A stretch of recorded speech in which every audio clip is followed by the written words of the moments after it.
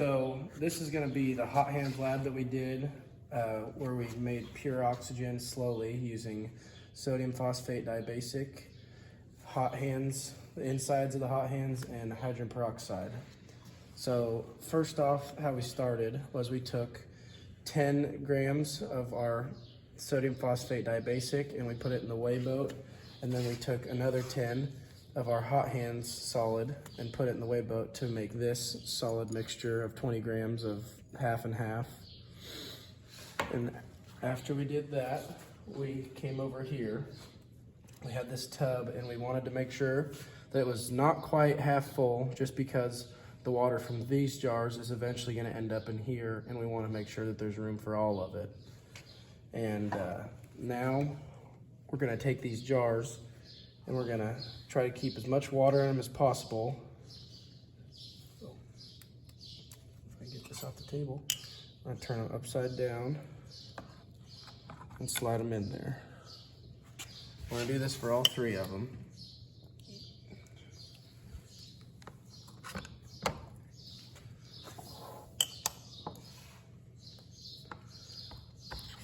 Okay, so we got all those in there now. So now we are ready for what would be your instructor coming around. And you want to take your cork off of this and make sure this always stays above the level of the water so you don't have any water running out. And so now we're going to take your 15 mLs of hydrogen peroxide and pour it in here, and you want to cap it fast and make sure to put it in this water that we have right here so nothing gets too hot.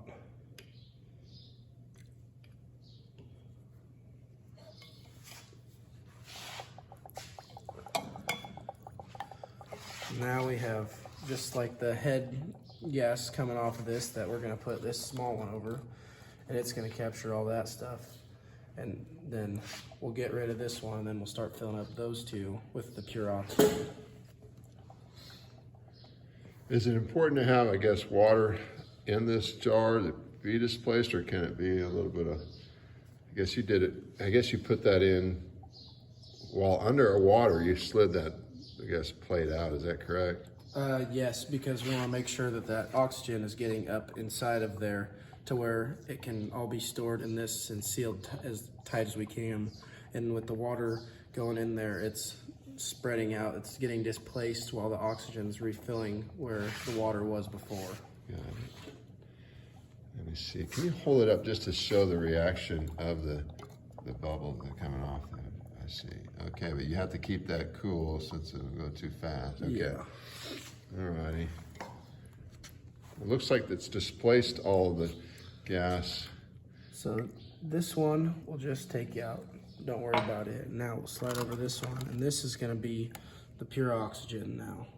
Well, it's really bubbling well. That's good. And once this one gets done, we'll take one of these caps here and we'll slide underneath there, and we'll take it out and we'll set it aside, and then we'll let it do the same thing with this one. And then after that, we'll show you how the oxygen's pure by lighting steel wool on fire, or sparking the steel wool and then putting it inside of the jar very fast, and it'll make a...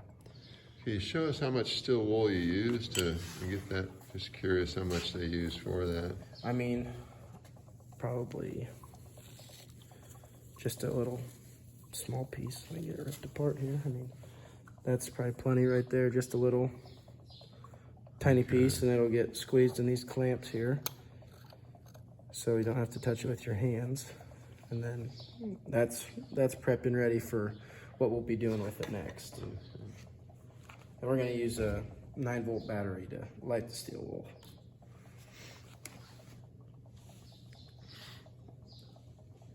Is there any, guess it has stayed down. The bubbling hasn't gone up, the frothing up into that tube. Oh, good. It's, I think So that's like room temperature water? Is that what you used? I just Just use out of the sink? sink water, yeah. Sink water, okay.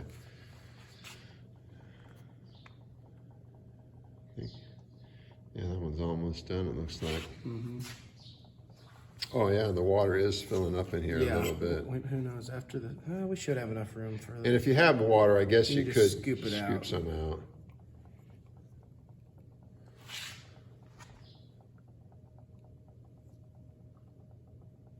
Almost done. So now, kind of melt it off to the side some. We're gonna take this 9-volt battery and set it up to where we can do everything as fast as possible so we don't lose nothing. And this is just a thing to keep everything inside of the jar because it's gonna get hot. So now we'll get the steel wool lit, and then the oxygen. Oh, there the jar goes. That's why we use them. Those jars, we've got plenty of them. I guess we'll keep asking for jars from faculty and staff. Spaghetti jars, that's so cool. And it's still going. It just completely melted that steel wool down into a little piece of metal down in there, if you can see it. There's just one little piece down in there. Oh yeah, dude. Thanks so much.